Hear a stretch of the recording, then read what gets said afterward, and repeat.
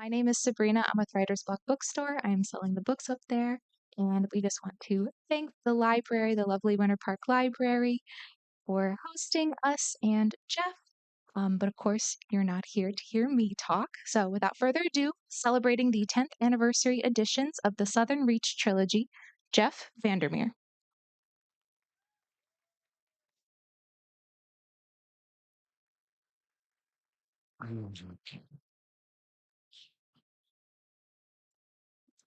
Good evening. How are y'all? I'm doing fine. I have to have some photographic evidence, just in case Central needs it. So if you'll smile, just say Area X or rabbits, whichever you prefer. One, two, three. Seriously, folks? I know it's been a long Monday. I'm gonna put you on video now. I want to hear the words, "Where are the rabbits?" plaintively but loud. One, two, three. Okay, so most of you only read Annihilation, did not get to Authority. Am I hearing this correctly? Okay. All right, I'm gonna let you off the hook. It is a Monday. Hi. Thank you for the lovely introduction. Can you hear me in the back? I just want to make sure. And thanks to well, let's turn this on first. It is on. Thanks to the Winter Park Library, this amazing building that I couldn't believe when I drove up. It's like, oh my God, I'm going to do an event in this building. And Writer's Block Bookstore, and everyone for coming out tonight. And also, Jen Benner and Tej Braun, where are you going to? Okay, yeah, thank you very much for showing us around Wild Orlando. And I don't mean Disney World or nightclubs yesterday. Um, yeah, so thank you very much for that. So I am extremely thrilled to be here with you today to celebrate the release of the Southern Reach novels Annihilation, Authority, and Acceptance in wonderful new 10th anniversary editions featuring introductions by Karen Joy Fowler, N.K. Jemisin, and Helen McDonald. Um, it's been a really wild ride from publication back in 2014 until now, and I've really been blessed with very imaginative, as you'll see, and loyal readers along the way, along with booksellers, libraries, and others who have championed the series. And there's been so much fan art and other creations that have come out of the series that I thought tonight I'd give you kind of a tour of what the entire experience has been like for me. And it's mostly been ups, but there have been some very absurd and silly moments too, as you'll see. And of course, I'll be talking a little bit about the movie called Annihilation, purportedly based on my book, and showing you some behind the scenes images. 10 years on, and he still hasn't let go of it. Um, as for the novel itself, when the book first came out, I had no idea that the series would sell well over 1 million copies in the US alone, that Stephen King would blurb Annihilation, that each book in the series would become a New York Times bestseller, that Annihilation would become a favorite of academics with over 27,000 papers written about it. My favorite being one about authority, where there's a cat named Chori, and the thesis of the entire paper was that the Southern Reach was all a defense of veganism. So why would I name the cat after sausage? So, but I'm very grateful for a lot of them, including one that actually helped me write Absolution, the fourth book in the series that I'll talk about later. I also would not have realized that the series would come to be seen as one of the foundational texts of climate fiction, or as some call it, cli-fi, or as I call it, what?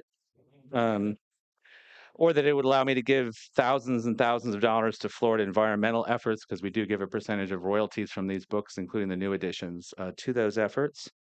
Currently, our governor is trying to change state parks into golf courses. Really great businessman he is. Nor did I know that a park ranger would almost arrest me for soaking this original edition in a tidal pool for a publicity photo. So it was on the West Coast, and my publisher said, "We need a publicity photo. We need some new material on social media." So I took the copy, I put it in a tidal pool on the coast, covered in barnacles, And from afar, this park ranger saw me. What he saw was a rather large, deep tidal pool, and me going like this to something in the tidal pool. Um, and when he saw it was a copy of a book, he was much less concerned for some reason.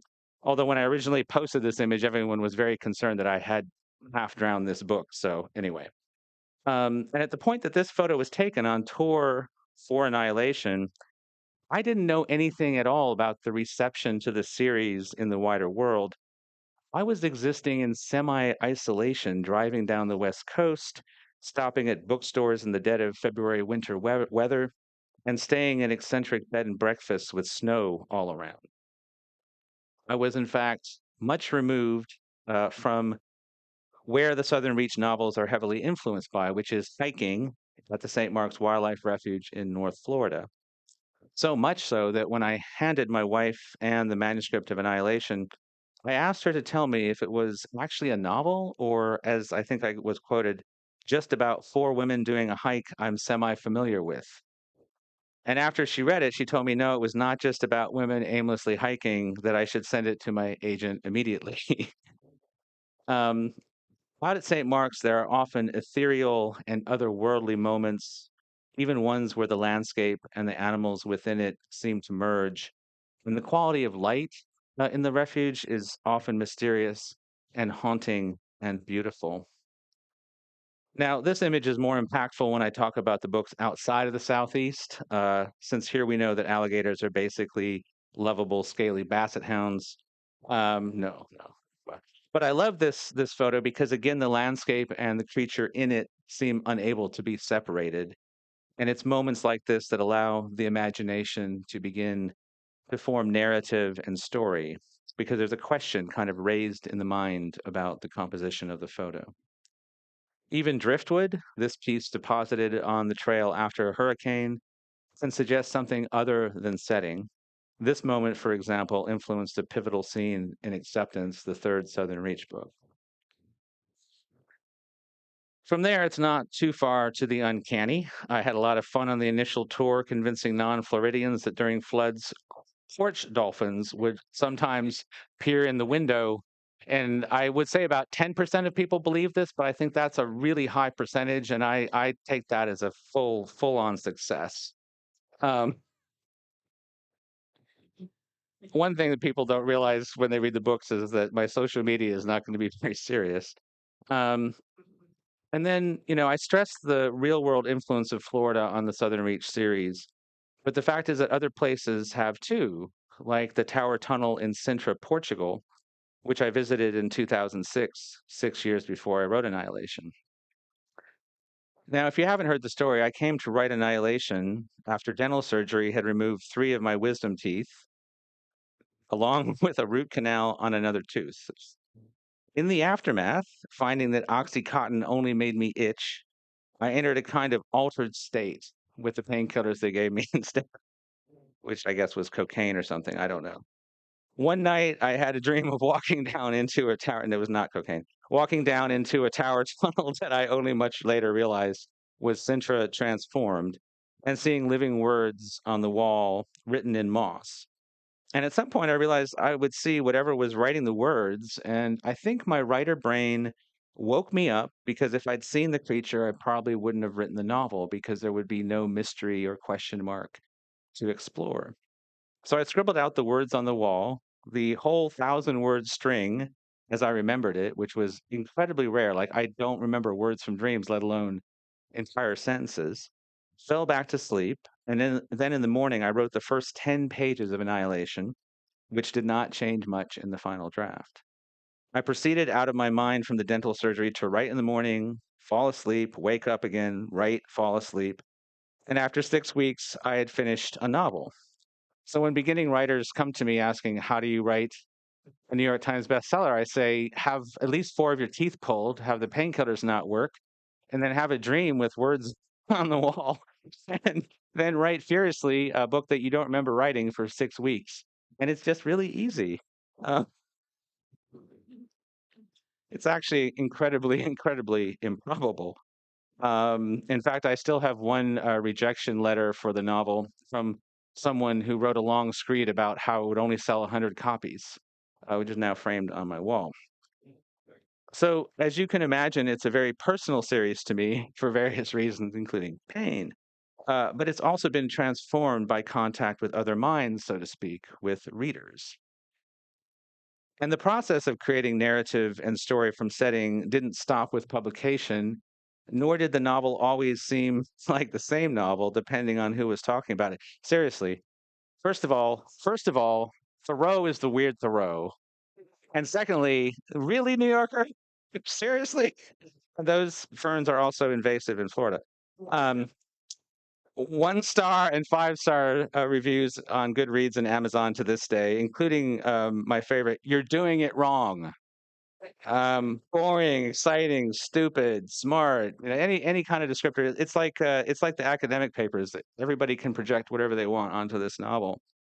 Another writer thoughtfully called me a Dreck merchant on publication, which is one of my favorite response tweets of all time. Thankfully, around the same time, Lydia Millett in the LA Times was telling me in her review that the book was unique and good, and that review was actually kind of pivotal to sales. In addition, some of the encounters with other interpretations of the Southern Reach trilogy came through the different covers, more even than reviews. So, in the examples I'm about to show you, are these the same books across covers? How does each change the reader's entry point to the actual text? How does the art mutate the experience for the reader or contaminate it in useful or unuseful ways? And one thing I would say is that when you write a book that is not easily categorized, the cover, the actual cover copy is incredibly important as to how it's received by a reader and what they feel the difficulty of the entry point is. So you saw the initial bright covers from before. They could have put like a dark lighthouse on the cover and they could have had really grim copy and they could have gone with the horror elements. And it might not have been the kind of book that a casual reader would like see on a new book table and pick up. And so sometimes there are these incidents of birth and of design that vastly affect both how a book does in the marketplace, but also how people perceive the contents of the book. So, for example, here's the Hungarian version, and then on the right, the Ukrainian version of Authority. And the thing that cracks me up about the Hungarian version is that's a cutout of the rabbit, the white image, and the eye is on the next page. So when you pull the page back, all that's on the next page is the eye. And then the Brutalist Cube, that's the Ukrainian version, you can just barely see there's a rabbit on one level. And you would look at these and you would not think it was the same book if the title was not the same. The swirl actually starts to move in these Polish editions. And it's true, there's definitely a lot about hypnosis in the books. So that's what they pulled out. So much so that an erotic hypnosis website that reviewed books reviewed both Annihilation and Authority. And just so you know, Annihilation is the greatest erotic hypnosis novel ever written, which is something I inadvertently stumbled into and then stumbled out again because Authority is not. Apparently, Authority is the worst erotic hypnosis novel ever written, so much so that they never reviewed Acceptance. So we'll never know about Acceptance. It might actually be a great erotic hypnosis novel. So at this point, there are over 38 translations of the Southern Reach into other languages, which is absolutely beyond my wildest imagination when I started writing that would happen. These are actually the Italian editions with acetate covers over blank hardcovers. Um, and so many of the editions are striking in terms of the cover art that I've been very blessed. And it's often seemed like each new publisher has wanted to outdo the last. And of course, each publisher is working with different cultural situation and different book culture. And so they have a better idea. Like those Polish editions probably wouldn't do very well here, but over there, it's a very highly regarded designer and graphic artist in Poland. But also beyond covers, publishers created actual artifacts related to the series, like this map of Area X used online, which the Chinese publisher then used in a deluxe slipcase edition. And that is the coast of Florida slightly transformed with some bloodstains and a coffee stain and some other stuff on it.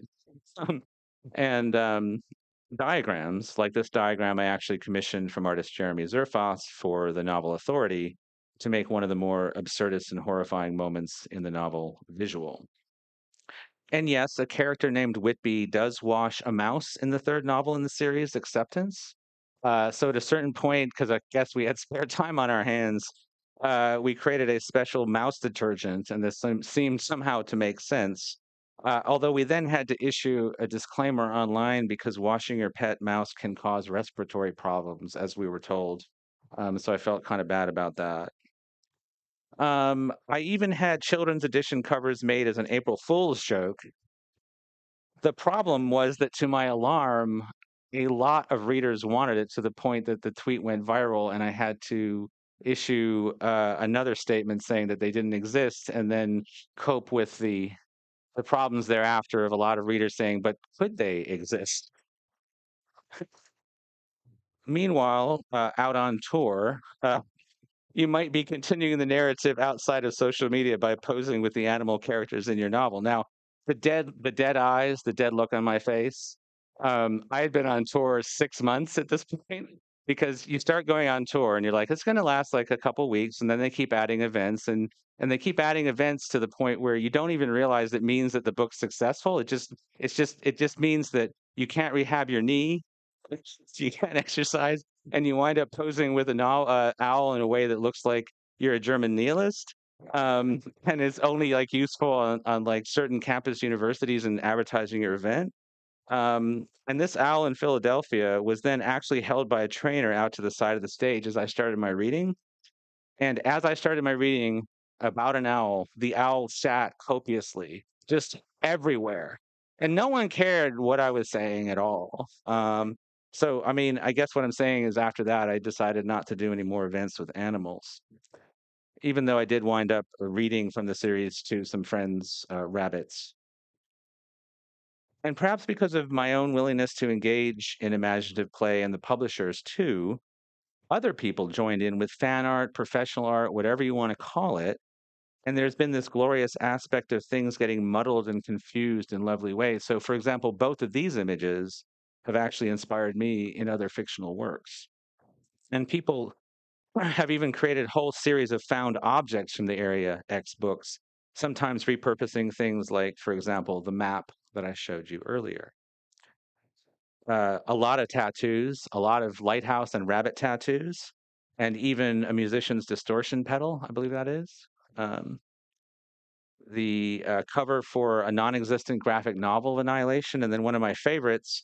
People started texting and emailing me this image for the total annihilation of capital, and a Marxist group in Australia had decided to repurpose the art for something, an event they were doing, and a movement that they were building. And so these were plastered all over Sydney and Melbourne, and a lot of people had no idea what the connection was who had not read the books. And also, I don't know if Area X is Marxist or not. I'm fairly sure they're not liberal or conservative. They're probably a little left wing, but they probably wouldn't make much sense of our politics at the moment. And then also, there were corrections in fan art to the changes from book to movie, and then detailed diagrams from the inside of the tower tunnel. There's actually a Reddit for the Southern Reach that continues to have these images that I think are quite cool. Someone actually presented me with a blank journal with all the words from the tower tunnel on the cover, which is really cool. And then when I posted this on Twitter, everyone accused me of writing these words myself on the platform next to the very lighthouse that inspired the novel. But in fact, I was delightfully surprised by someone else having done it. I don't know. I don't know why people doubt authors so much. Maybe because they make things up. Um, and there was actually an attempt to make beer. A Tallahassee brewery tried to make beer using muscadine grapes. And I'm not kidding, a strange fungus got into the batch and destroyed it. I still tasted it because they said, you know, we could just sell it as like a really strange, bitter, sweet beer. And I tasted it and I was like, no, no. The strange fungus got all of it. But a lot of breweries, for some reason, have paired Annihilation with their beers.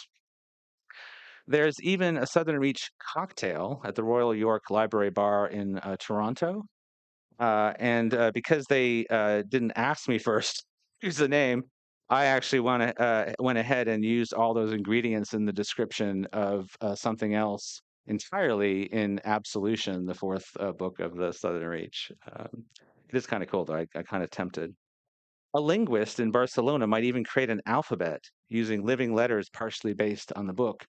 An alphabet I can't look at very long, being extremely uncomfortable. So I'm just going to let that linger there for the next 10 minutes while I take a little break in the back of the room here. Um, so you might say, I don't care about living alphabets. Is there fan fiction about Annihilation? And in actual fact, there's not very much fan fiction. I don't know why it's all been channeled into the art, but there is one piece of fan fiction. I don't know if it's still up that I absolutely adore. And I never contacted the person because I was afraid it might make them self conscious and I wanted them to keep doing it. And it consists of Rust from the first season of True Detective walking down continuously, endlessly into the tower tunnel with the biologist, and they're having a discussion of philosophy. And the biologist is just taking the piss out of Rust and just like making fun of his nihilism and just like completely ridiculing him. um, Even though they also have some very serious discussions. And to be honest, the fan fiction solves some problems in True Detective season one, and also some potential issues in Annihilation. So I highly recommend that you check it out. So, and then things changed again. And I put this image up not because it's a good image, but because in the in the run up to the movie, where everyone was trying, all the movie sites were trying to get stills and footage. I put this up on Twitter saying that it was a still from the movie and that I was an extra in the movie, even though I'm so bad as an actor that my son, who's a casting director in Hollywood, refuses to even cast me as a rock or a tree or a horse in the background. And one site actually picked this up. They were so desperate for content. And they said, is this a still from the movie? And they knew it wasn't. They knew it wasn't. Come on. That anemone wasn't even really in that shot. Uh, aside about this is like 2 seconds after that photo was taken, I realized that my boots were entirely covered in ticks, and I just took them off and ran screaming to the parking lot of the trail I was on. Um, then, weird director seeks annihilation in a dream of book. That headline's not entirely inaccurate. As Garland has said, he read the book and then decided to do a movie that was like a dream of a book, except includes shot for shot scenes from other movies that make it seem like my book is based on other books and movies. So that was fun. As you'll see, that means some radical changes and also some translations from the book. And early on, he asked for permission for a loose adaptation process and I didn't want to put a constraint on his artistic vision. So he'd say things like, do you mind if I put the tower tunnel under the lighthouse instead of it being separate? And there maybe are fewer words on the wall, like none. And I'd say, I'm not sure about that. And he would say, great, we'll do that. Um, and that's the kind of level of control I had. And then he would go off and do his thing. And then we would have another conversation like that. Um, and I did want to talk a little bit about the conceptual imagination of the movie, which is incredibly powerful. And also there was this kind of weird real world reflection of the book and the movie in the fact that like when we visited one of the on location sets, they were trying to disguise that it was there, so they had this sign that was kind of enigmatic about what it was exactly. Um, and they in Pinewood Studio had taped to the walls in the order of the three acts of the movie all the visual images, all of the images, like real world images, photographs, and art that they thought were applicable in terms of tone, in terms of texture. Um, and so it was basically the visual story that the movie would tell. And I'd never actually seen this. And it was actually fairly do it yourself because it was literally just stuff taped to a wall. And it was to kind of remind them what each act was supposed to look like, what the cinematographer was going for. So, for example, they had a lot about lighthouses and the texture of lighthouses. And one cool thing I think they did in the third act is they made the lighthouse very organic and look kind of, it was like both burned and also not quite inorganic. Um, and then they also had swamp issues, as I would call them. So they did a lot of location footage in various places and then decided to shoot in a marsh in England. And they actually came out to St. Mark's. And the reason that they didn't shoot in St. Mark's is because First of all, I think it's because they went out there in August and you could see the outlines of their bodies by the biting flies, but also because they said that they couldn't get depth perception. The vegetation was so thick that everything became a flat wall. And I disbelieved this for a long time, even though I was actually happy they weren't going to shoot in the refuge because I thought like, what if they mess something up or inadvertently the footprint is, the environmental footprint is bad. But then I saw a movie called Midnight Special, and in the third act of that movie, which stars Michael Shannon, they shot it in St. Mark's, and I was shocked because the light out there is amazing, but in that movie, it's this flat, completely flat, matte kind of finish to everything. And so they kind of basically recreated everything in this marsh in England instead. And I believe that they were correct to do that because they thinned things out and then they kind of like created the depth perception. And that's why the movie looks so good to the point where they shipped in plastic vines from China for some of the vegetation. And then the other thing they started to do is to map out art for actual things that are going to be created for the movie because Garland doesn't like to use CGI except in very subtle ways throughout. So he wanted the animals that are in the thing, most of them, the major ones, to actually be real. And of course, as it turned out, it was a bear. It wasn't a boar, as in the movie. We had a discussion about this, and it strikes me that I'm a little pedantic because I kept telling him that boar might follow people around, but a bear would not care after.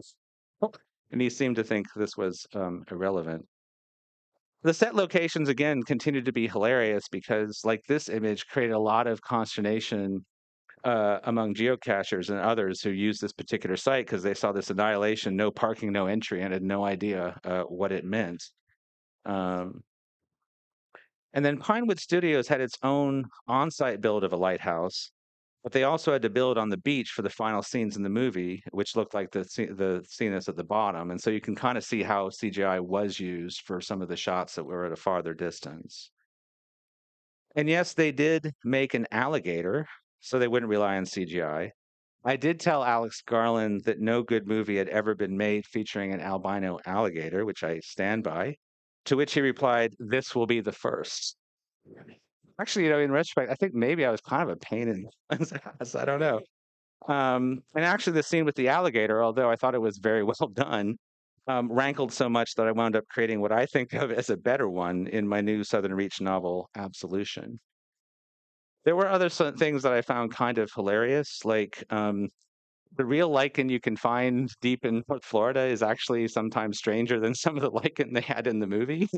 and and I tried telling this to Garland, like when he was actually asking my opinion about some of the weirder things on walls and stuff, and I was like, look at this. And at a certain point, I actually even sent him a picture of my mail because this is what, well, it's Florida, right? Like after a while, there's certain things that gather all kinds of things on them, like either moss or lichen, and you become blind to it completely. You do not actually recognize it over time. And I showed this to Alex Garland, who lived in a very urban part of England, and he saw it as some sign of me living in some gothic room. And it's like, no, it's just North Florida. I scraped that off. It comes back the next day. Um, and there are people in the movie. There are actual people in the movie. And those people are also wandering around the set when you visit as themselves, which is very surreal. I think the most surreal element of meeting the cast was that they were at the opposite end of a very long room, kind of like this room, but they were a little farther away. And they were like huddled, talking about some scene. And then they were told that the writer was of the original book was at the other end of the room, and they all kind of broke the huddle, all five actors, and they started walking towards me. And of course, in my mind, people like Tessa Thompson are like 7 feet tall. So in my mind, as they came towards me, they were going to get taller. But in fact, they were all exactly the same height. They were all 5'2", and they were all carrying the same tiny automatic weapons because that's what they have to do for movies. And it's not just dependent on someone's height, it's because you're carrying them for take after take after take. And they were literally carrying the same weapons that Tom Cruise carries because Tom Cruise is about 4'9". Um, and and I was really struck by how Tessa Thompson and Gina Rodriguez, who were new to movies, really like this was like their third or fourth movie at most, were just so like energized by it. And how Portman and some of the other actors, Jennifer Jason Leigh, who had done it a million times, obviously had a different kind of take on things. And part of their take was that they need distance from people. And I understand that. And for Gina and Tessa, it was more about, I want to be around all these people. I'm just like jumping for joy I'm on this set. And I think the thing that was most amazing to me is that both Gina and Tessa had read all three books. Even the director hadn't read all three books. And so Gina was actually asking me questions about the third book, about acceptance and about the owl and the husband. And I thought that was really, really cool. There was also a cast dynamic that I thought was interesting, which is that Garland decided to shoot the film sequentially to make it like a real expedition. And he sequestered the Portman character from the other characters, of other actors, until the first day of shooting so that they would have a kind of awkwardness with her, just like they do meeting her for the first time in the movie. And then the day that we arrived on set, they were having the ultimate scenes for two characters who were then not going to be in the movie anymore. I mean, it's a weird movie, so they don't necessarily die, but there was their last scenes in the movie. And they were going to also, as people, fly off to the next gig. And it was incredibly emotionally fraught because those scenes were really tense, but then they had formed this huge bond and they were feeling really sad about how they were going to be basically leaving this experience that, whatever else you might say about the movie, they genuinely expressed that it was rare for them as women to be in a movie where there was just the five of them and they weren't in a romantic comedy or they weren't in some other thing reacting to some man. And so they had found the chemistry of that very different and very valuable to them as an experience. And then there were other things that were kind of funny, like the prop people admitted to us that back at Pinewood Studios, they had stolen a lot of Star Wars stuff because the only reason that Oscar Isaac could be in the movie in Annihilation is because he was shooting secretly the Star Wars movie on the Pinewood Studios at the same time. And there were a bunch of vines and stuff that Star Wars people would throw out, and the Annihilation prop people would like creep after hours and like steal it and put it in Annihilation. So apparently, if you look carefully at Annihilation in that Star Wars movie, you'll see some of the same vegetation. I don't know. Um, Meanwhile, folks at an English seaside bed and breakfast were really confused one morning when they woke up to the beach below full of monoliths and weird skeletons. And that's because the Annihilation crew had been given permission to shoot on this beach, but they had forgotten to tell anyone who lived on the beach that they were doing it. So it was kind of funny seeing this bed and breakfast social media by noon recover and be like, watch the filming of Annihilation, please stay in our bed and breakfast. Um, and at the end of the shoot, you get an email from the director. And the email I got from, or actually, I think it was a text from Alex Garland was, hardest shoot I've ever done, but also the best in terms of what we collectively achieved. The scenes in and under the lighthouse are the strangest and most beautiful I ever shot, particularly the humanoid state of the crawler. I'm truly deeply exhausted. And I truly do agree with that. The third act of that film is one of the strangest in a commercial Paramount or anything else movie and incredibly powerful. And it goes well beyond the surrealism of the first book of the Southern Reach, at least. Although I think by absolution, you'll agree that I've hopefully matched him. So at the end of the day, one of the things is you get a copy of your own novel signed by the cast, and you get a satchel from the Southern Reach sent by Paramount. And the satchel brings up echoes of the actual descriptions that you've made of equipment carried by expeditions into Area X in your books. And so there's this weird meta vibe of like something that you created on the page suddenly having a physical presence in your house. And then the true surreal quality begins. So, in the run up to the release of the movie, they started releasing at various Comic Cons some footage, but they didn't do a very good job because they wanted to disguise spoilers of like contextualizing it. So they would just give like a random 10 minutes. And one of my favorite things that I think is still on the internet is this YouTube video of this show of guys who go to Comic Cons and watch the movie previews, trying to explain what they saw of the Annihilation footage, or as I call it, two dudes explained my book to me without knowing anything about it because they had not read the book or looked at it. or two dudes don't know how to use Google, or oh my God, there are trees and baseballs. So the reason I say this is that by minute seven, they had run out of things to say. So they started saying things like, there were a lot of trees in this movie. Another guy was like, yeah, dude, there were a lot of trees. And in the end, they came to the conclusion that the movie, and by extension, the book, must be about a world where all the men are dead and the women are trying to find the last living man, which could not be more the antithesis of the themes and intent of my book or the movie as you could possibly imagine. So I highly recommend, and keep in mind, I hadn't seen the movie at this point, and I hadn't seen any footage. So this was my first introduction to the movie beyond being on the set, where you obviously can't tell anything about what the final product was. So then we finally saw the movie, um, and first of all, it's on the Paramount lots. You walk into the building, and all these Paramount executives tell you 3 months before they're all fired and replaced by a bunch of other people that you're the future of cinema, that this is going to be the biggest movie since Ben-Hur, and that they're going to option all the rest of your movies. I mean, all the rest of your books, and your life is going to be amazing, and yeah, yeah, so forth, and then you see the movie, and there's this weird guy in the projection booth, like giggling to himself. I've pointed him out there while you're trying to watch the movie. And, it's a really intense movie to watch without going in knowing anything about it. And since I wrote the novel, I didn't know anything about it, as it turned out. Um, I get to make that joke for a couple more years. Um, and then at the end, after this experience, you go out, and for whatever reason, the entire building was empty. Like I expected the executives to be out there saying, "So what do you think?" They were all gone. There wasn't even anyone to lead us out of the building. We literally just kind of stumbled out of the building into the sunlight of the lot. What did we just see? Where is everybody? And I still don't know if that was intentional or just some kind of weird late lunch break, and seeing a rough cut is very different, at least in this case, because they hadn't layered everything in yet.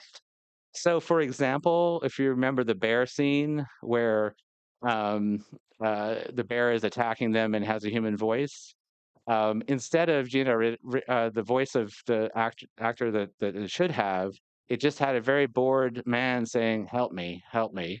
Um, so that kind of ruined the mood. Um, and and then the scene with Natalie Portman's doppelganger, the one where she's like, I mean, I'm not very good at this, but like doing all these like kind of amphibian moves, like, like she has like suckers for hands, was much longer. It was literally like, I don't know, maybe 5, 6, 7 minutes longer than the long scene that's already in the movie. And there was no music. Okay. So there's this rule that I have come up with that I think others have as well, because it's actually from the realm of comedy, which is something can be deeply unfunny and uncomfortable. And then if it goes on too long, it becomes really funny. And then if it goes on too long again, it becomes very uncomfortable again. And you can't really be sure when that's going to happen. And I told Garland that it was really a fucking funny scene. It was a hilarious scene the way he had cut it with no music, and that it needed to be shorter. And what he said to me was, well, Jeff, I think it actually needs to be longer. And in actual fact, he did make it shorter. It is an incredibly powerful scene. And the music really, really helps make that, because the music and the choreography together kind of have to make you uncomfortable. But it was a really interesting lesson in like how long to hold a scene depending on what kind of mood you want to create. And I think it's something that can be applied to fiction as well. And then comes the premiere, and you're walking down the red carpet, and it's really surreal and a bit like being in a crowded mall for too long. And one lone guy among the fans thronging behind the sidewalk yells out, "Love your work, Jeff," while everyone else is gushing over Tessa Thompson. And you wind up being photographed with Tessa Thompson in an incredibly awkward photo. And it turns out that your shirt and your wife's hair perfectly matches the movie's color scheme just by accident. Um, the release of the movie itself was extremely messy and chaotic. and every take possible occurred that you can imagine about this movie. And in a weird way, although in a more limited way, it was almost like the movie, the book itself, provoking a lot of different reactions. And it was still a success for a fairly edgy movie that the new owners of Paramount deliberately suffocated by not putting it up on enough screens. So if you look at the per screen amount that it made, if they had actually released it to all the screens it should have been on, it probably would have been really successful. But they basically throttled it because it wasn't their project. So it made over $31 million, and that was actually pretty good. In fact, to the point where after all of the streaming services and stuff, I actually got a statement from Paramount that I'm $5,000 away from making residuals. I'm sure that next year it'll be 4,999 and 0.99, and we'll never get there. But it actually has in post been kind of successful. There have been all these ironic juxtapositions, especially at the time. So this image on the left eventually went viral as an Area X, an image of Obama in Area X. At the same time that this kind of exercise studio was advertising an "Annihilate Your Abs" offer, and get a free copy of the book or something like that. And then after the first wave of publicity and all the articles and think pieces that were written, my favorite piece appeared. I just want to say that Charles Pulliam Moore is my fucking hero. Um, because this man at 5:30 on a Friday or whatever was asked to do the impossible, to pull another think piece about annihilation out of his ass and to put it on the internet. And he managed to map every creature in the movie to a different Pokemon character. He was very convincing. And yeah, I just swore. I'm sorry about that. Um, and it's amazing. It's an amazing piece. And having been in that position as a freelancer, I really, really appreciated his gumption and just his pure gall in doing this. So, um, what I would say is that despite a lot of changes between the novel and the movie, there were also moments very true to the book, and that I couldn't foresee just how many new readers would come to the series because of the movie, or that most of them would like that the movie and the book were so different. And at the end of the day, the novels are still set in and about the landscapes of North Florida, no matter how a movie or other imaginations transform them. This is probably even more true about my new Southern Reach novel, Absolution, out in October, where anyone who lives along the Panhandle, especially the Forgotten Coast, will recognize some of the settings, including the eccentric aquarium in Panacea, where I took this photo. Um, And there are actually 500 jars of dead things in the novel Absolution, which is out in October. So I thought this was also an appropriate photo. So I thought I'd end with a very brief teaser reading from Absolution to tide you over until October, and then open it up to Q&A. And since the alligator in Absolution, the tyrant, was a direct reaction to the albino alligator in the movie of Annihilation, I'm going to read a section about her. And I'm not going to give you any context, and you're going to think this is a spoiler, but by the time you get to the fourth book, everything on every page is a spoiler. So I could read the ending of this novel and it wouldn't make a difference. So there's a character named Old Jim who's been investigating weird things going on in the Forgotten Coast 18 months before Area X wall comes down. And he's come to a place called Dead Town, and he's in a building called City Hall, which is been totally destroyed by water damage and stuff. So there's like huge pools of water on the floor and everything. And he thinks he's going to find a clue there. He thought he heard a sound like a drop of water falling into a deep well, felt a wetness on his face. The hairs on the back of his neck stood up, like he did know, but couldn't think of it yet. And a chill overtook him. His pulse quickened, and he had to stand still for a moment, to catch his breath, to let the resumed ache in his ribs subside. The weight of the darkness from above felt oppressive, and he realized with something like panic that he hadn't swept his flashlight up that far. Now it felt like someone might drop on him from above. It felt urgently like someone was about to ambush him. He didn't want to see what might be up there. He had to see what might be up there. When he swung the light up, no one clung improbably to the ceiling waiting to drop onto him, and all his breath that he had been holding in without realizing it came out at once. Something registered at the edge of his vision. He swung the flashlight onto the sleeping bag. Had there been a movement? It lay harmless, motionless, empty. Into the silence came again the drip of water, more urgent now, as of a body rising from a swimming pool or a body pulling itself from a pool of water partway onto land. He did not want to turn farther to his right. He did not want to be in the room anymore. His mind had gone blank with terror at the sound that should not be there, the sound so thick and weighted, as of a very heavy person in the room with him. So that he was back at the bridge behind the village bar, in the dark, feeling like he was alone, and this time he was, with no one to save him but himself. But he turned anyway. As there came such a rush of fast, immeasurable speed, as the blackness there raged into abundant and ferocious matter. Tyrant. There was a way in which it was so real and immediate, and yet also felt impossible and drawn out. Maybe he could not contain the feverish intensity of it, and also the overwhelming beauty of it, how he could be reduced down to his bones by fear, and yet also feel so alive. For there, impossible, in the back of the room, a pool of water of limitless depth had appeared where the watermark had been, the edges stippled with the bioluminescence of specks of uncanny algae and duckweed, while in the center of that space, filling it almost completely, the great head of the beast known as the tyrant had risen, the last living member of the cavalry, to regard him with a curious yellow eye, erupting from those supernal waters toward him, the mighty head so armored in scales reflecting its own strange light, as of tarnished silver with the gleam shining through the whorls of that. The way the bioluminescence at the edges of the pool leapt up as the tyrant leapt up and intensified, so that it formed a collar around the great beast's neck and then fell away, exhausted by velocity. Old Jim screamed, dropped the flashlight, and it skittered across the pentagram, went out forever.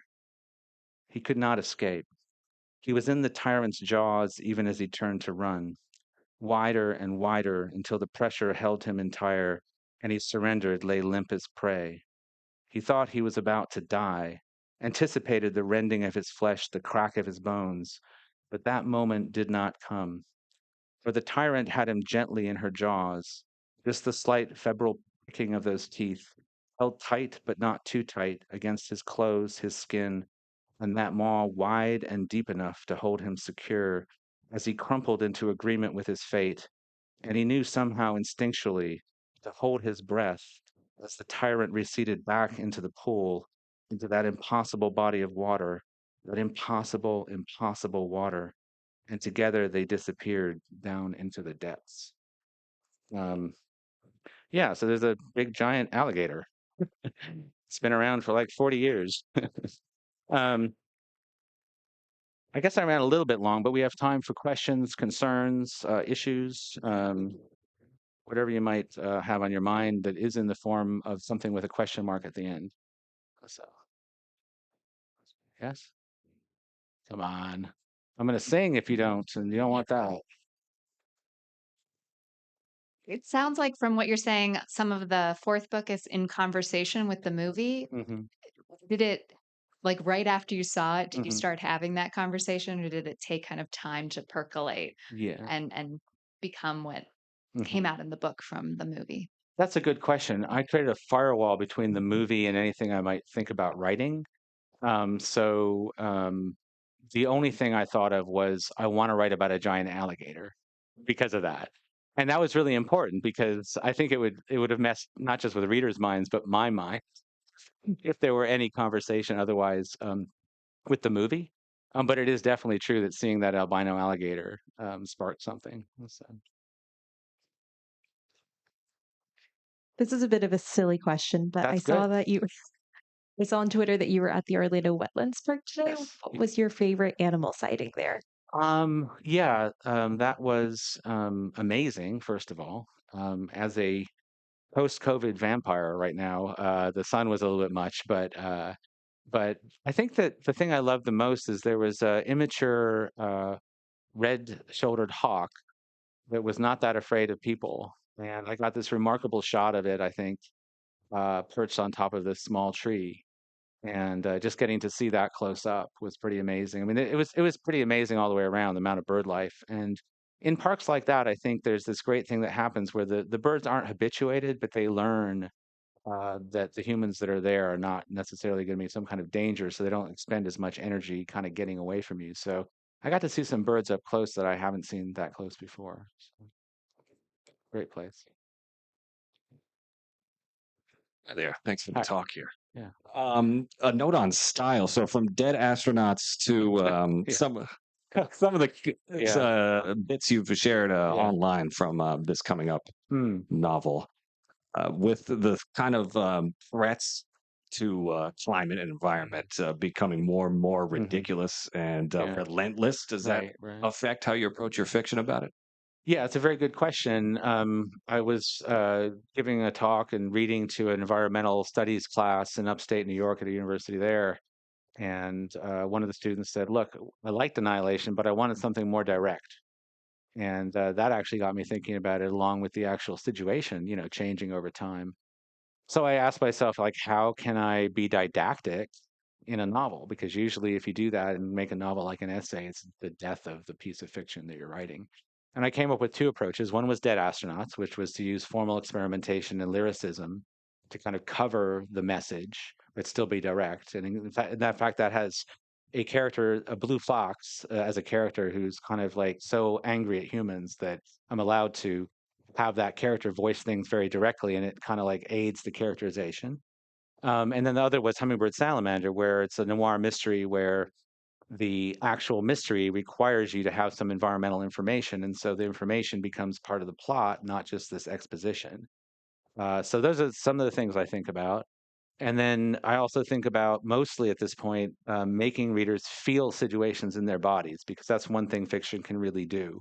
When you're really immersed in something, when fiction like makes you be immersed in something, you can live in a moment that you don't necessarily live in real life. And so, one example would be a novel called Born, which is kind of surreal and it has some anime and manga influences, but at base, what it's doing is it's kind of like making you live in a post-apocalyptic situation that actually is a situation people live in today, but we don't realize it sometimes. So I think that's really kind of important, because I think when something lives in your body, it can no longer just be an intellectual thing if it's something that you are still able to avoid to some extent. So, Hi. right. I love the way the novels are all tied to nature Hmm. and plants Yeah. especially, it seems like. And I just love how it's set in North Florida. So I was Hmm. wondering, I recently just bought a house and I'm trying to On the coast. no, Oh, here in Orlando. I wish, yeah. or maybe not. And so I'm trying to stick to all Florida native Hmm. planting. So I'm wondering if you had a favorite Florida plant that you think everyone Hmm. should have in their landscape. That's a really great question. It's so site specific. And I think one thing that's really great is if you can get somebody who's an expert to do like a walkthrough. And a lot of native nurseries, somebody will be willing to kind of do a consult at least to see what the conditions are, or learn what the conditions are. So it's really kind of site specific. And because I'm in North Florida, not here, I'd be kind of hesitant to suggest a plant. Um, I would say that there's certain things that are going to grow regardless, like Biden's alba, which is considered kind of like a weed, is actually one of the most potent wildflowers for pollinators, and it'll probably be in your yard anyway. Maybe after this at the signing, if you're there, I can think of a better answer than that. So, Good evening. yeah. So I'm not originally from Florida, originally from the Appalachian Mountains. I read your book when I lived there. It's really incredible. Books. Um, but I was actually going to ask if you had traveled to other ecosystems and environments, and if that's like affected how you feel about Mhm. this particular environment in your writing as well. Well, I think that you'll also see the Pacific Northwest shows up in my writing a lot. And that's because that's kind of my home away from home. It's like I feel a real affinity to it because it has that same kind of like rich layering of organisms and that same kind of sense of renewal and decay. And so those are the things that I'm kind of used to, having grown up in Fiji too. And it's something that I really respond well to. It can take many different forms, but it's something about the complexity of the interplay of organisms in those kinds of places that I find kind of like calming in a certain way. I don't know how else to describe it, and also kind of exhilarating. So, Hi, Jeff. Thank you for hi, coming. thank you for being here. So first of all, I wanted to just say that the Annihilation specifically is a very like important story to me. Hmm. Um, and I also really love the movie. I Hmm. get the idea that you don't Well, I like to necessarily, joke about it. yeah. But so the what the story made me think about a lot, and as well as like the movie as well, was this like sort of destruction of self, and like for each character how that ends up leading to each of their annihilations. Hmm. And so I was wondering about how that like Florida's ecology and ecosystem really added to that concept. I find that Florida has a very unusual, people don't really understand it, but it feels like it's so Florida to me, Hmm. through its nature. So yeah, I'm curious to hear your thoughts about that. I think it does have to do with like the inundation of it, especially in the summer.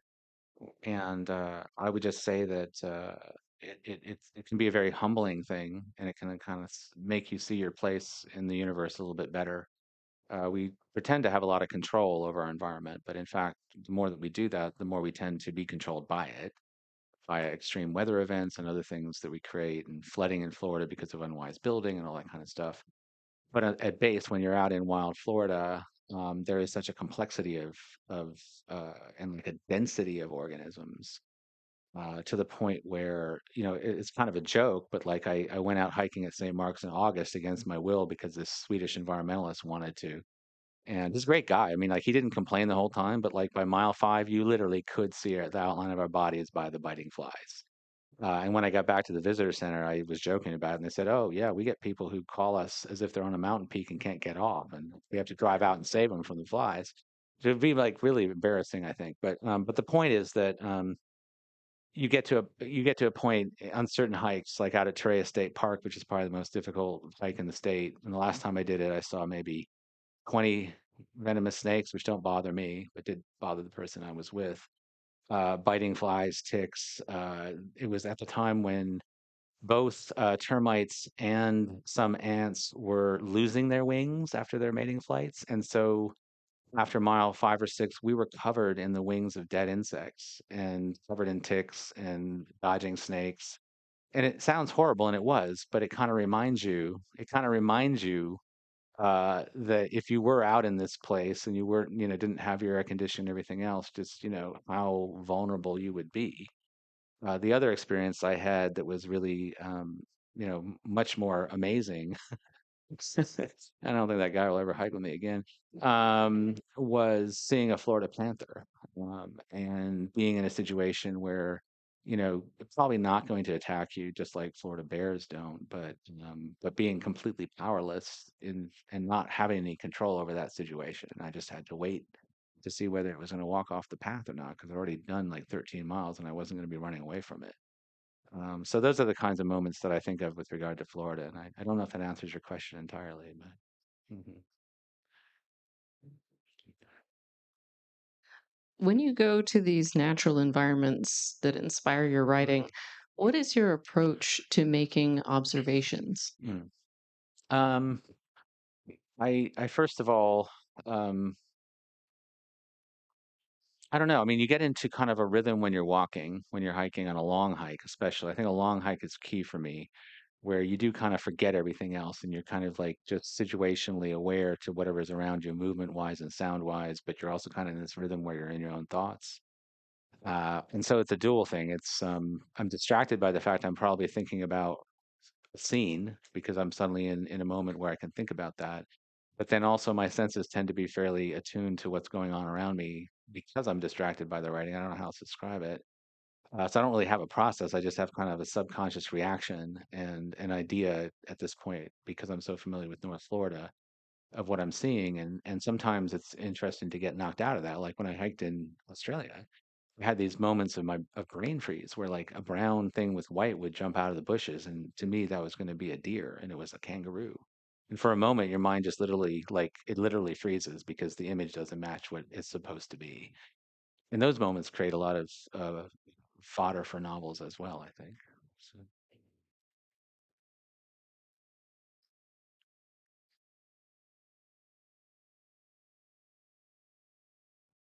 Jeff, hi. you have a lot of nature and like transformation of animals kind of like deforming or mutating, whatever you want to call it. Have you Ever read done in that? No. Sorry. no. I like I'm a big fan of cryptids and folklore, Yeah, yeah, especially yeah. regional stuff. Has Mhm. any of those or have any cryptids or folklore influenced kind of the way that things mutate or like you said a Florida panther was on a path? Like have any of those push forward or Yeah, I think so. Like there, one of the weirdest things was out of the corner of my eye on a trail, as I was turning towards these baby alligators, I saw what looked like a huge black kangaroo. Yeah. And when I turned, it wasn't there. Maybe it wasn't there at all. I'm a great diagnoser of weird tree knolls as owls, for example. But there are those moments too where you catch something out of the corner of your eye, and it's not really cryptid. It's just simply that there's something in the texture or the moment of it that suggests something totally unknown, and then that's fodder for a moment in fiction. And there's these extreme moments that you have where you get in emergency situations where you're hiking, where your mind is on the one hand like processing how to get out of it, like when I fell into an alligator nest by mistake, and the other part of your mind's like, amazing. Now I have this experience that very few people have, and I'll be able to put it in a novel. So it's more like that, and sometimes it does influence aspects of the kind of creepy unknown creatures in the books. So, And this will be our last question. okay, thank you for great questions. I'll try. Mhm. Um, No, sorry, put pressure on you. I do a lot of hiking Yeah. in Florida, and I actually happened to be reading your book when I was Oh, St. Mark's, yeah. and hadn't put two and two together until right after I got there. Hmm. And I'm wondering, when you're hiking in that area, are you able to not be in Area X? Because I'm not. That's all I see when I hike up there, and I just imagine different parts of the books Yeah. every time I go up there to visit. Well, I think one thing that inspired it a bit is that the quality of the light is actually really amazing out there. Like there was one time where there was like a cloud cover that was total, but there was just a hole in the sky with not the sun, but light shining through it. And so some of that stuff, like, yeah, I'm out there and there's the kind of preternatural quality to just the prehistoric aspect of the landscape, kind of like still puts me back in a place where I'm like, there is something beyond us, that I'm kind of sensing, without it being, too, I don't know what the word would be. Yeah, I mean, I have also had like the meta experience of someone coming up to me in St. Mark's and having Annihilation and asking me if I've read it, and me saying, "Yeah, I've read it. I read it. It's a pretty good book. It's going my way." Uh, but yeah, I still get the chills out there sometimes for sure. So it's a really magical place. There's no other place that I've experienced like it. Okay, thank you. Thank you very much. You've been a great audience. And I'll be signing books out there. So, mm.